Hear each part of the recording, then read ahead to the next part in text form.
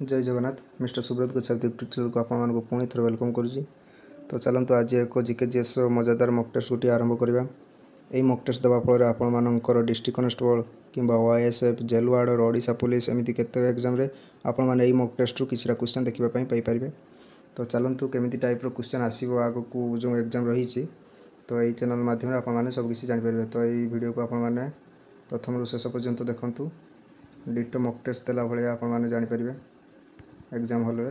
तो चलतु base dairy नक आम क्लास को आरंभ करवा। तो चलतु जीकेजीएस 25 क्वेश्चन आम आरंभ करवा। प्रथम क्वेश्चन कौन दी देखिए चलो। तो प्रथम क्वेश्चन देती क्वेश्चन नंबर 1 कौन दी देखो भितरकनिका जातीय उद्यान क्यों राज्य में अवस्थित। जो आम भितरकनिका जातीय उद्यान रही कौटी सी अवस्थित पचारि तो कौटी अवस्थित बिहार हम ना पश्चिमबंग हम ना झारखंड हम ना ओडिशा हम।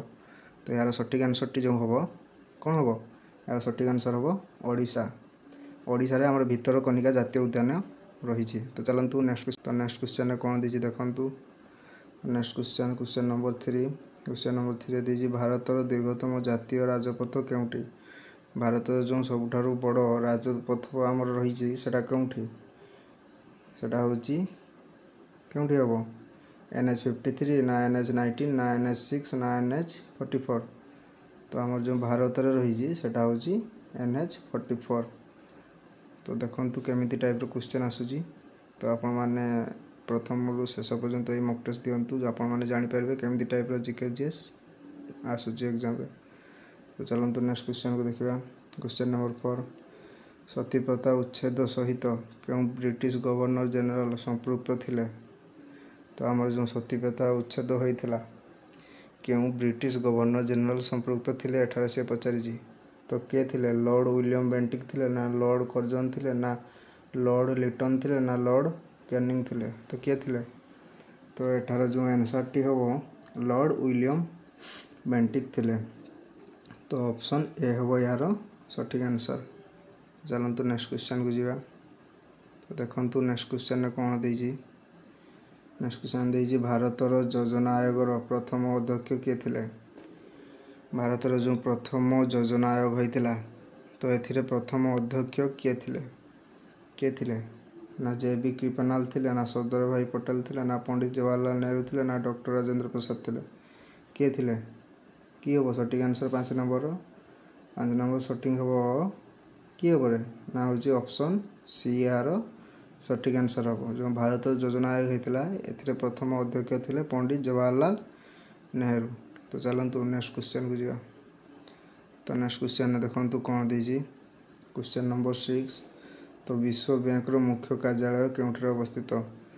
तो विश्व बैंक जो मुख्य कार्यालय रही केउठे रही से पचारि कौटी रही जूरिच रे रही ना वाशिंगटन DC रे रही ना न्यूयॉर्क रे रही ना जेनेवा रे रही कौटी रही कौटी हम यार सठिक आंसर हम वाशिंगटन DC रे रही। तो ऑप्शन बी यार सठिक आंसर हम। तो चलतु नेक्स्ट क्वेश्चन को जीवा। तो नेक्स्ट क्वेश्चन कौन देती देखु। तो नेक्स्ट क्वेश्चन को जीवा पूर्व मुझे कहि जदि आपण मैंने सेशन को प्रथम थर आसी तो यही सेशन को प्रथम शेष पर्यंत देखु। जदि भल लगे प्लीज दयाकोरी सब्सक्राइब लाइक एंड सांग मानू शेयर करदे जहाँफल ये क्लास आपको किछिटा सहयोग करिवे परीक्षा रे। चलतु नेक्स्ट क्वेश्चन कौन देती देखा। नेक्स्ट क्वेश्चन नंबर 7 से देजी एठारे चिलिका ह्रद निम्नरु क्यों राज्य रे अवस्थित। जो चिलिका ह्रदटी रही एठरे केउठी रही कर्णाटक रही ना उत्तर प्रदेश ना बिहार ना ओडिशा। चिलिका जो रही एटा कौटी रही चिलिकाटा कौन रही रे या हूँ ओडिशा रे रही अच्छी।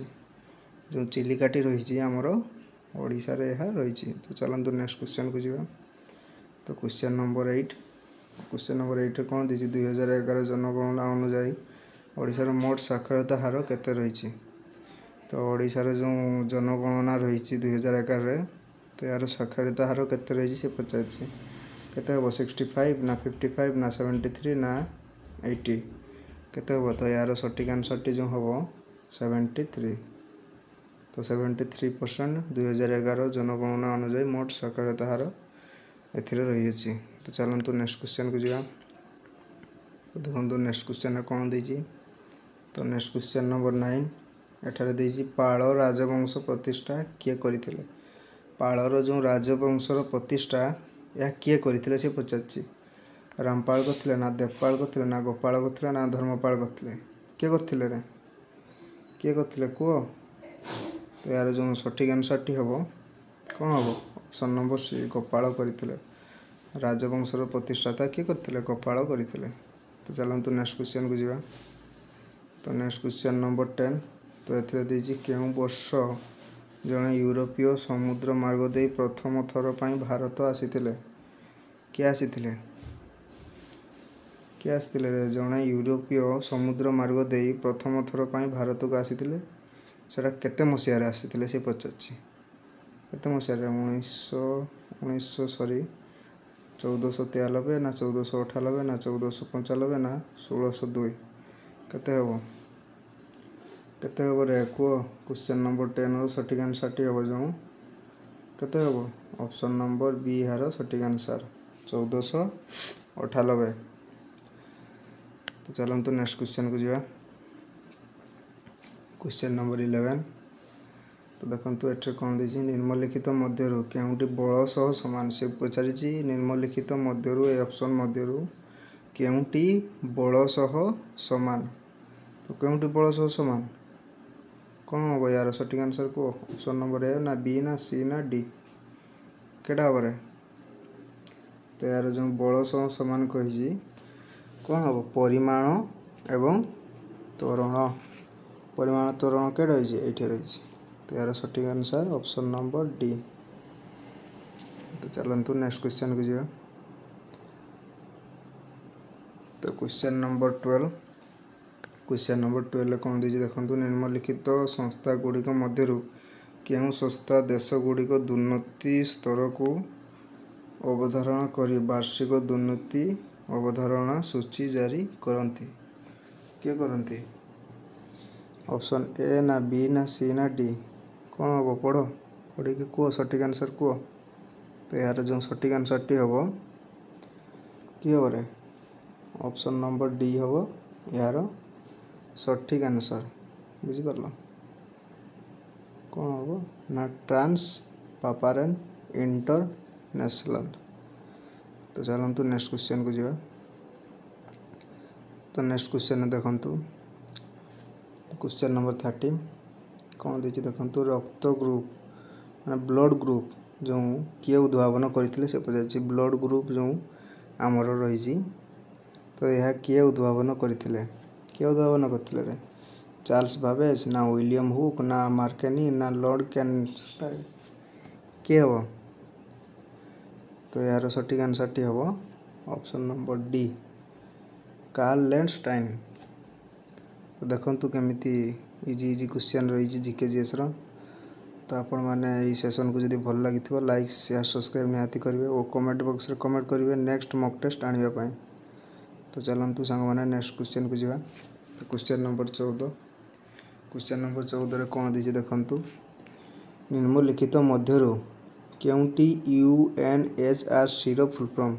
जो यूएनएचआरसी रही यार फुल फॉर्म से पचारछि केडा हम देखो एटा हम ऑप्शन बी हम यार सठिक आंसर कि हम यूएनएचआरसी रो हम होजी। तो यार सठिक आंसर हम 18 वर्ष हेले जने नागरिक भाव में सी भोट दे पार। तो चलतु नेक्स्ट क्वेश्चन को जीवा। क्वेश्चन नंबर 16 तो ये निम्नलिखित मध्यरु किए शांति में भारत रो प्रथम नोबेल पुरस्कार विजेता होइथिले। जो शांति पाई भारत रो प्रथम नोबेल पुरस्कार विजेता किए होइथिले सी पचारिछि। किए होइथिले रे मदर टेरेसा ना जॉन फास्पे ना कैलाश सत्यर्थी ना रविंद्रनाथ टैगोर किए हम। यार सठिक आंसर हम रविंद्रनाथ टैगोर। चलतु नेक्स्ट क्वेश्चन को जीवा। क्वेश्चन नंबर 70 कौन देछि देखंतु से देछि भारतर संविधान धारा 123 क्यों विषय संबंधित। भारत जो संविधान धारा रही 123 यह केउं विषय संबंधित रही केउं विषय रही कौन विषय राज्यपाल अध्यादेश जारी करने क्षमता ना राष्ट्रपति अध्यादेश जारी करने क्षमता ना प्रधानमंत्री अध्यादेश जारी करने क्षमता ना विचारपति अध्यादेश जारी करने क्षमता क्योंटा हम तो यार सठिक आंसर जो हम ऑप्शन नंबर बी हम यह हूँ राष्ट्रपति अध्यादेश जारी कर क्षमता रही है। तो चलतु नेक्स्ट क्वेश्चन को जीवा। तो नेक्स्ट क्वेश्चन कौन देती देखु क्वेश्चन नंबर 18 निम्नलिखित कार्यकलाप मध्य केउंटी अधिक परिमाणर मधुर जल व्यवहार करे मधुर जलर व्यवहार केउंटी अधिक परिमाणर करिथाए कौटी करता गृह कार्य करता है ना कृषि कार्य ना शिल्प कार्य ना पानीय जल तो हेनी गृह कार्य तो बेसी पानी दरकार हुए तापर शिल्प कार्य भी तो अधिक पानी खर्च हुए पानी खर्च हुए कौटी कृषि कार्य आम जो कृषि कार्य रही चाष कम तो एमर जल अधिक परिमाण खर्च होता है। तो चलतु नेक्स्ट क्वेश्चन को जीवा। तो नेक्स्ट क्वेश्चन कौन देती देखु क्वेश्चन नंबर 19 क्यों प्रसिद्ध संस्कृत कवि गीत गोविंद रचना करते आमर गीत गोविंद जो यह किए रचना करते से पचार किए एटा तो इजी क्वेश्चन टी कह पे तो यह जयदेव रथ ना कालीचरण ना बलदेव ना सारला दास किए करते कह अरे एत इजी क्वेश्चन कमेंट बॉक्स में कमेंट कर। तो यह करते ऑप्शन नंबर ए हम यार सठिक आंसर जयदेव जो आमर सी हूँ संस्कृत कवि गीत गोविंद जो रचना करते। चलतु क्वेश्चन नंबर 20 को जीवा। देख क्वेश्चन नंबर 20 रे कौन देती शास्त्रीय नृत्य मोहिनीअट्टम महत निम्नलिखित मध्य क्यों राज्य रे होता है आम जो सांस्कृतिक जो नृत्य रही मोहिनीअट्टम या क्यों राज्य रे होता है साधारणतः मोहिनीअट्टम कौन होता है एटा तो इजी क्वेश्चन टी जानी केरल आउ ना कौन पिला माने। तो देख केमी इजी क्वेश्चन जीके जीएस आसूजी तो यही क्लास को आपण मानक जदि अट्राक्ट करी भल लगी तो खूब परिमाण लाइक शेयर सब्सक्राइब करेंगे। तो चलतु नेक्स्ट क्वेश्चन को जीवा। तो ये निम्नलिखित राज्य गुड़िक मध्य केउंटी शरावती प्रकल्प अवस्थित कौंटी अवस्थित तो यार सठिक आंसर हूँ कर्णाटक कर्णाटक रे शरावती प्रकल्प अवस्थित रही है। चलो नेक्स्ट क्वेश्चन दिया। क्वेश्चन नंबर 22 ये पचार निम्नलिखित मध्य केउंटी स्तन्यप्रायी अटे से पचार स्तन्यप्रायी ए मध्य किए तिमी माछ ना साप ना पक्षीगण ना कुंभीर। तो यार सठिक आंसर हम ऑप्शन नंबर ए जो रही यार सठिक आंसर तिमी माछ। तो चलतु नेक्स्ट क्वेश्चन को जीवा। क्वेश्चन नंबर 23 से पचार देख क्यों क्षेत्र में अवदान पाई दादा साहेब फाल्के पुरस्कार सम्मानित करा जाए दादा साहेब जो फाल्के पुरस्कार आम सम्मानित करा जाए या क्यों क्षेत्र में करा जाए क्रीड़ा ना साहित्य ना विज्ञान ना चलचित्र क्यों क्षेत्र में करा जाए कह कह एत इजी क्वेश्चन कह पार ना। तो यार सठिक जो आंसर हम कौन हम चलचित्र यार सठिक आंसर। तो पिला माने जदि नुआ करी चैनल को विजिट करछन्ती आपण माने तो लाइक शेयर सब्सक्राइब करेंगे और सांग साथी मानक शेयर करदे। तो भल लगी कमेंट बॉक्स में कमेंट करेंगे नेक्स्ट मॉक टेस्ट क्लास आने वही वीडियोटी केमती लगिला कमेंट बॉक्स में कमेंट कर निहाती जनइबे। रोची धन्यवाद जय श्री राम।